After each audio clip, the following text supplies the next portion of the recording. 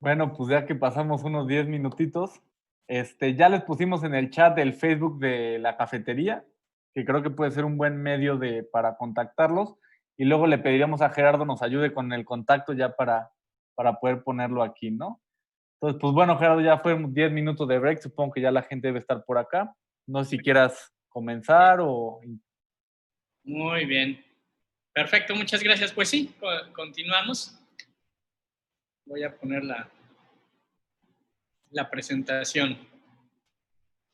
Entonces, recordemos que hemos estado hablando ahora de los fundamentos de la economía convencional o capitalista, que es muy importante tener claros, ¿verdad? Porque no podemos criticar por criticar, sino que tienen su razón de ser, tienen sus fundamentos, son cosas pues sólidas de alguna manera, estemos o no estemos de acuerdo con ello.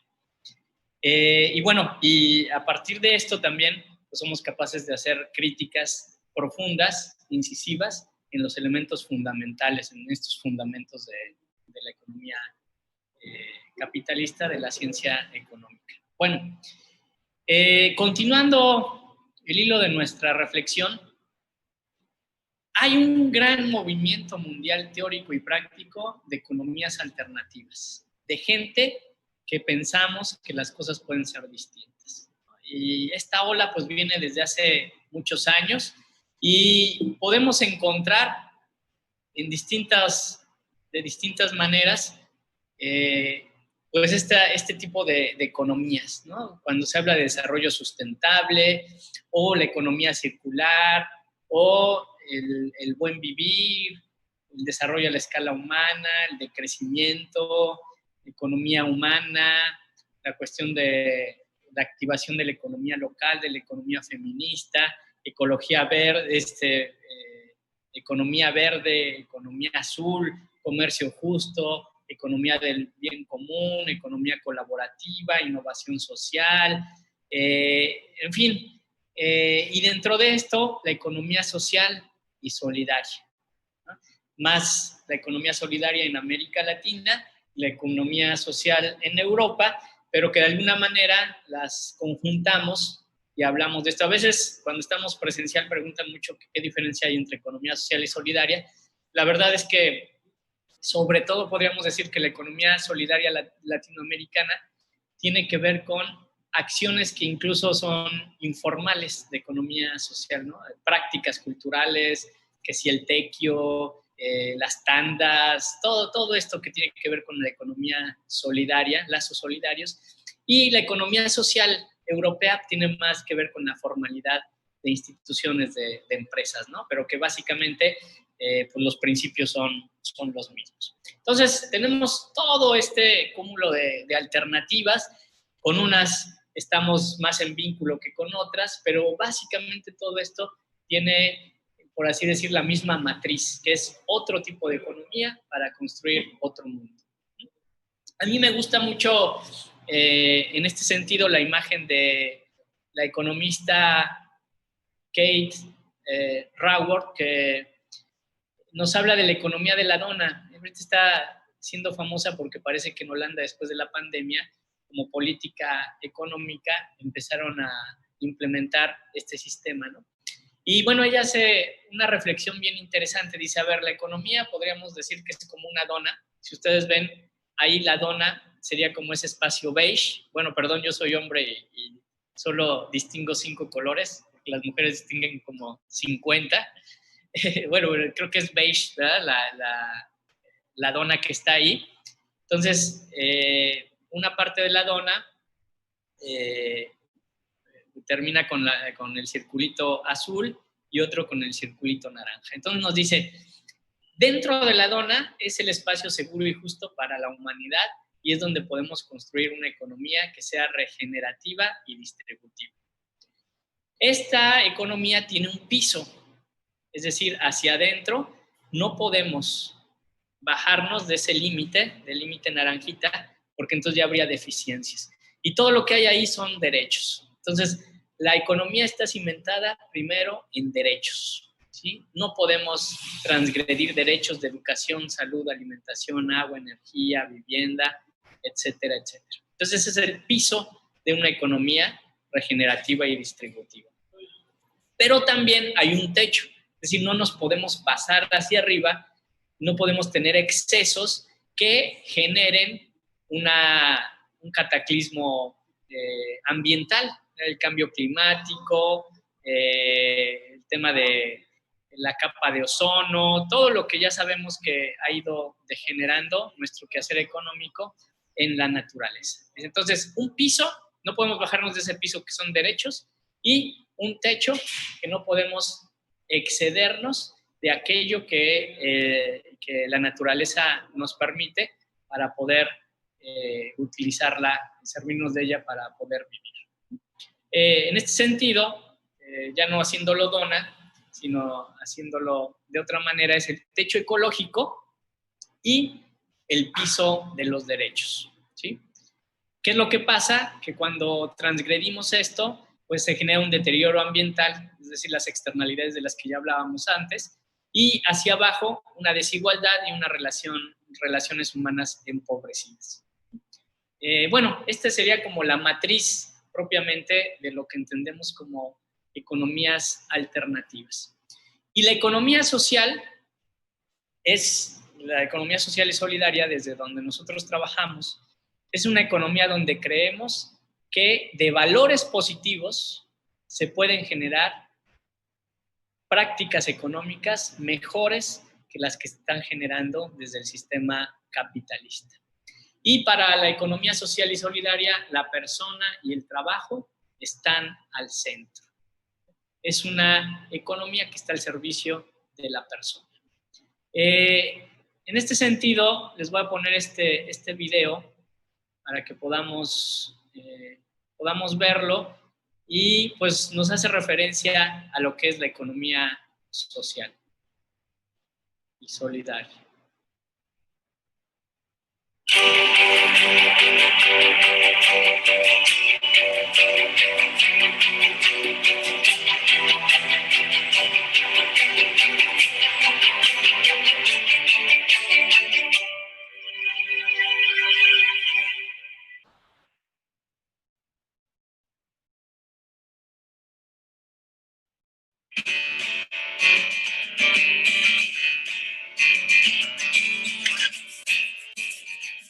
Cuando escuchamos el término economía, tendemos a imaginar tablas, gráficos y ecuaciones.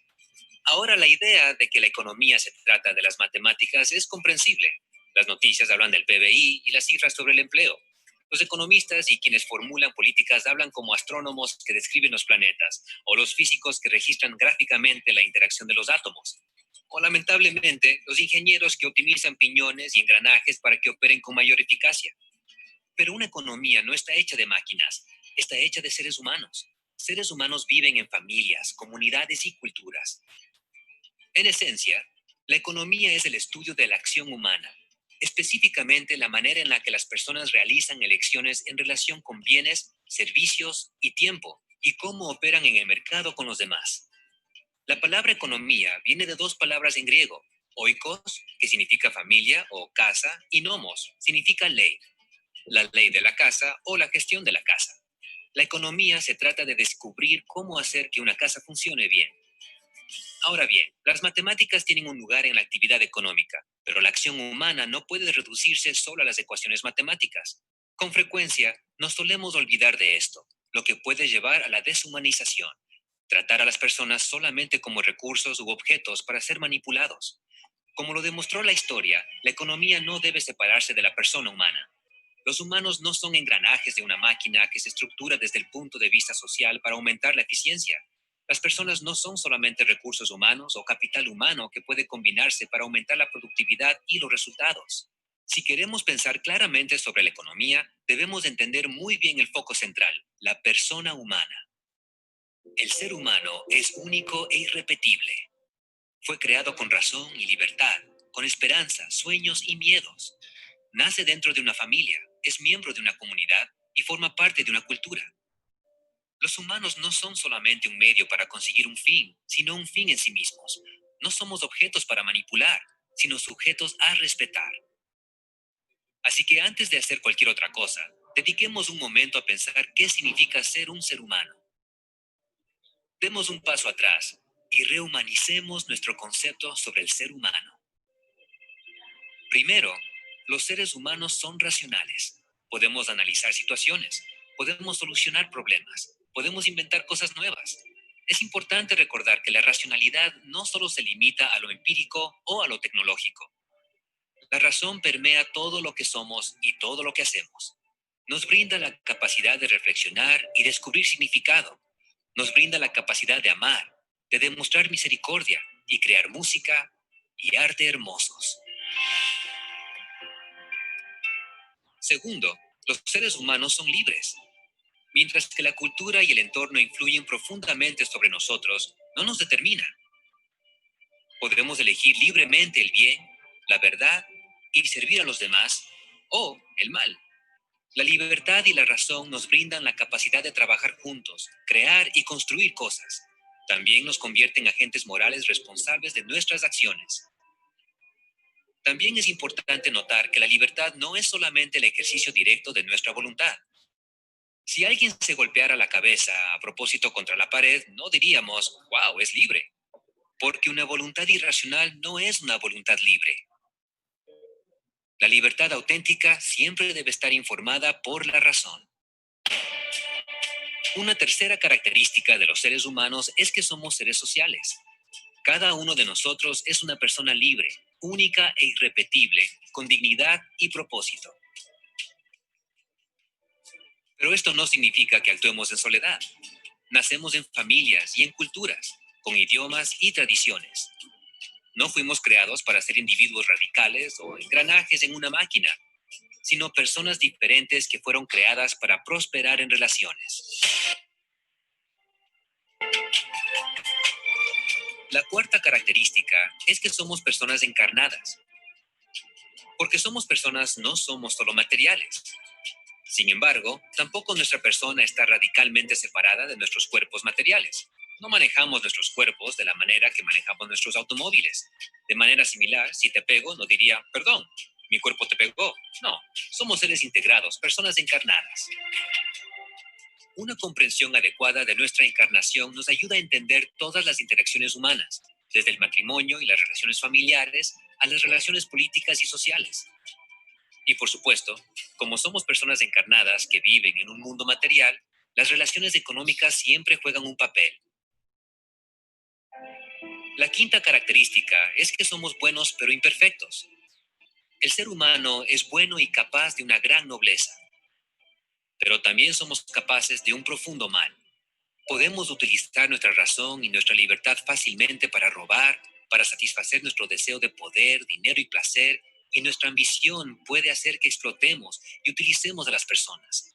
Como dijo Lord Acton, el poder tiende a corromper y el poder absoluto corrompe absolutamente. Reconocer esta verdad nos ayuda a comprender una gran cantidad de elementos, desde el rol de los incentivos en la economía a la necesidad de justicia y los preceptos legales.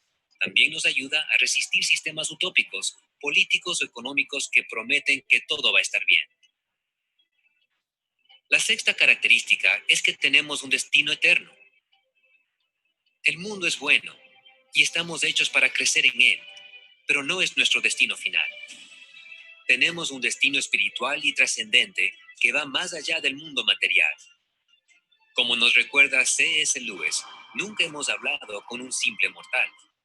Para recapitular, el ser humano es racional, libre, social, encarnado, bueno pero imperfecto y con un destino de eternidad.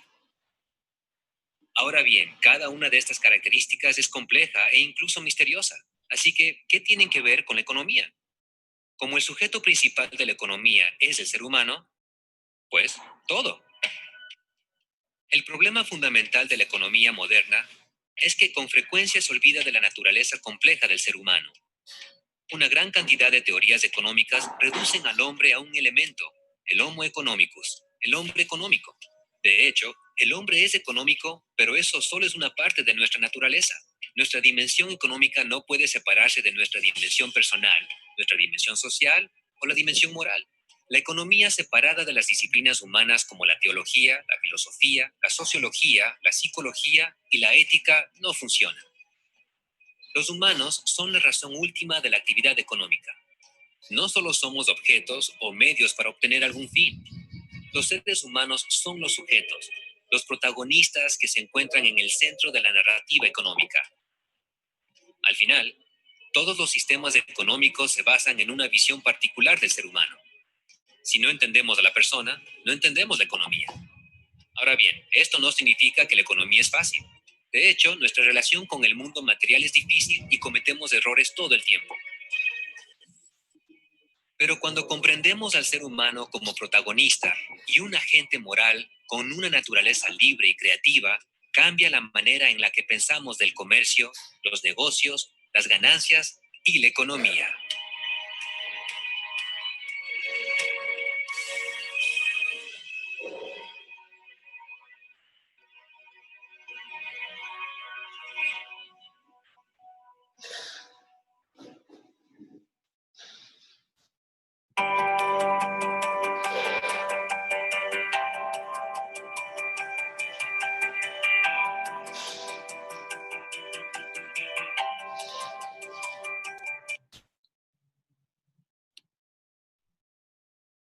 Bien, pues ya vimos como un resumen en este video de los elementos que son importantes para la economía social y solidaria.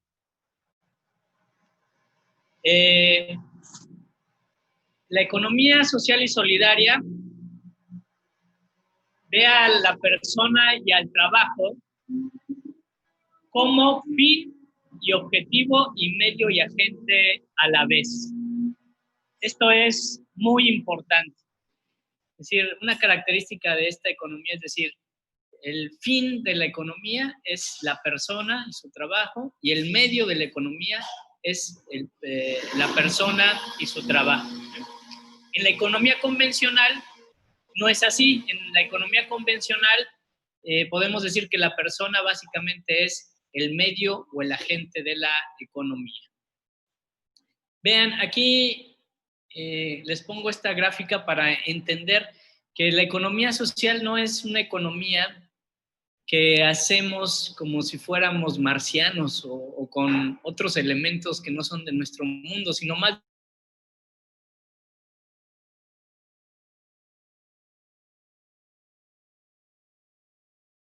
dependiendo de cómo acomodamos las cosas. En este caso, si nosotros vemos la economía convencional o economía capitalista, pone como fin al capital, cuidar y reproducir el capital. Y como medios, pues el primer medio, el medio más importante es también el capital, y también es un medio la persona y el trabajo. Si vemos desde la economía social y solidaria, ubicando el capital, a mano derecha vamos a ver cómo el capital en la economía social y solidaria está ubicada como uno de los medios. Es un medio importante, pero es uno de los medios. A diferencia del otro lado, no es el fin y el medio principal, sino que es un medio. Si hablamos del trabajo y la persona, decimos que están de manera distinta ubicados en la economía capitalista y la social y solidaria. En la economía capitalista, ya decíamos, la persona es uno de los medios, pero en la economía social y solidaria es el fin y al mismo tiempo es el medio principal, junto con el capital y otros factores de producción. Esto hace que las cosas se transformen. La manera como ubicamos una u otra de las partes de la economía. Bien, ¿por qué decimos que es fin la persona en la economía social y solidaria? Si vemos de cuál es la verdadera definición de la economía, tenemos dos definiciones. La primera dice, la economía estudia la conducta humana como una relación entre fines y medios escasos que tienen usos alternativos. Y la segunda dice, la administración de la casa. Las dos son correctas. La primera es del siglo XIX, siglo XX, de Marshall, y es la definición actual de la corriente principal de la economía. Y la otra, pues es de Aristóteles, de la filosofía griega, la administración de la casa. Si nosotros ubicamos la economía como la administración de la casa, la administración del hogar, la pregunta que nos hacemos es, ¿y qué administramos en una casa? ¿Qué es lo que administramos? Seguramente nos viene a la mente muchas cosas y administramos gran cantidad de cosas. Entre ellas administramos dinero, pero también administramos alimentación, relaciones, educación, tradiciones, salud, seguridad, vínculos, recursos naturales, saberes, tiempo, capacidades, acuerdos, etc. Todo eso lo administramos ¿para qué? Para tener una vida buena, una vida feliz, para poder tener los recursos para vivir. Desde esta perspectiva, la economía como la administración de la casa, entonces la economía está al servicio de las personas, como ya habíamos dicho. Y a mí me gustan al menos estas 3 definiciones de economía. El objetivo de la economía sería administrar lo que tenemos para satisfacer las necesidades y así cuidar y reproducir la vida de las personas y de su entorno. Objetivo de la economía, lograr la prosperidad humana en un floreciente entramado de vida. Otra, incrementar las posibilidades existenciales de las personas, estar sanos, investirse de poder, ser creativos, para que puedan decidir ser y hacer en la vida aquello que valoran. Estos serían los objetivos de la economía, es decir, la persona al centro de la economía. Y la persona está al centro de la economía porque nosotros creemos en la dignidad de la persona. Algo es digno cuando es valioso por sí mismo. Y las personas no somos un qué, sino somos un quién. Y en este quién somos seres únicos, irrepetibles, insustituibles, dotados de intimidad, de inteligencia, de voluntad, de libertad, de capacidad de amar, de abrirnos a los demás. Kant decía 2 cuestiones acerca de la dignidad de la persona. Dice, el ser humano no puede ser tratado como un simple medio o instrumento, sino siempre como un fin. En eso está su dignidad. Y también decía, la dignidad es algo que se ubica por encima de todo precio. Por tanto, no admite ninguna equivalencia. Las cosas tienen precio. Las personas tenemos dignidad. Vamos a ver este pequeño videíto en torno a la dignidad.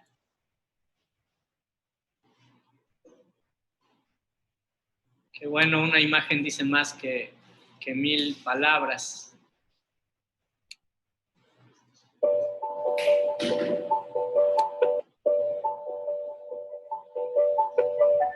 Todos llegamos al mundo con una mancha de nacimiento invisible. Un signo que no desaparece con la edad, que sale en cualquier tipo de piel y que no entiende de sexos ni de cromosomas. Un brillo que no se apaga con el frío ni con el calor, que no se borra con el agua del mar, no se asusta de la soledad, ni se nubla por el humo de la guerra. Esta marca nos acompaña durante toda la vida. Esa mancha se llama dignidad.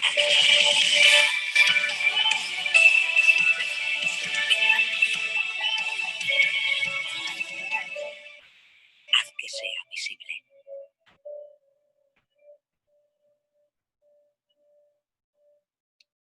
Ahí está.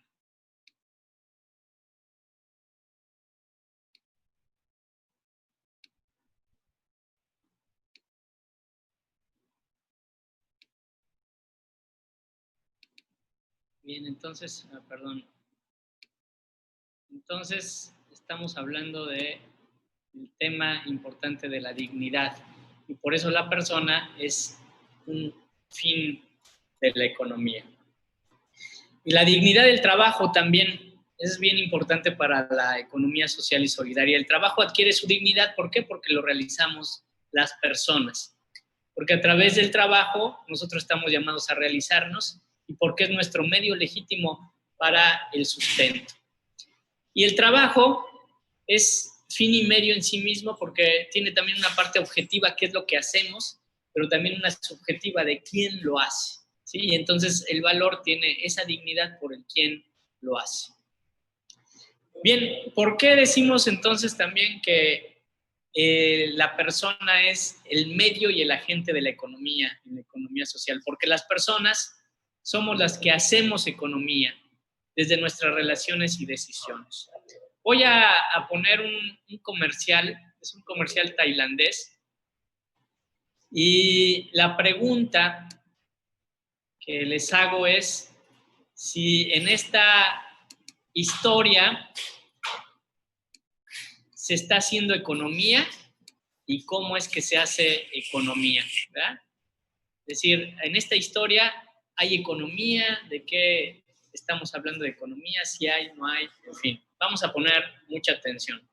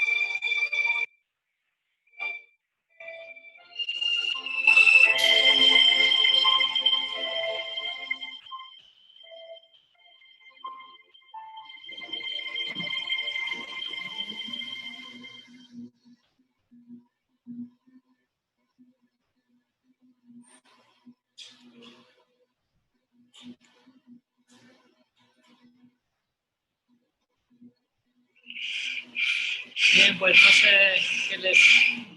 Ahí está.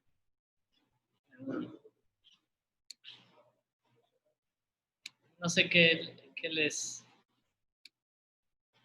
pareció esta historia, pero bueno, muchas veces nos pone la carne de gallina, ¿verdad? De ver lo que sucedió. Y yo les preguntaba, ¿hubo economía? ¿No hubo economía? Pues, si se dan cuenta, sí hubo un flujo de bienes, un flujo de servicios, y no fue a un precio determinado, sino que tuvo que ver primero con un altruismo y después con una reciprocidad. Yo a veces les digo, imagínense, si no sé en cuánto habrán salido los antibióticos y la sopa que le dio el señor a este niño, ¿no? sin esperar otra cosa. Si ese dinero lo hubiera metido al banco, quién sabe si hubiera dado los réditos, los recursos, para luego poder haber estado en el hospital tantos días en su enfermedad, ¿verdad? Pues, obviamente que no. Bueno, pero es esa reciprocidad, esa capacidad de que otro tipo de relaciones, otro tipo de cosas generan una espiral de riqueza, generan una espiral de bienes y servicios que nos ayudan para sobrevivir. Pero esto fundamentado en otro tipo de valores, en los valores de los que se nos habla normalmente. Pues la economía, ¿desde dónde la podemos hacer? Estas personas la hicieron desde otros valores. Aquí vemos este ejemplo de los burritos, ¿verdad? Si ven, son 6 escenas y tenemos unos burritos que tienen una necesidad y vemos el proceso de lo que hacen estos burritos.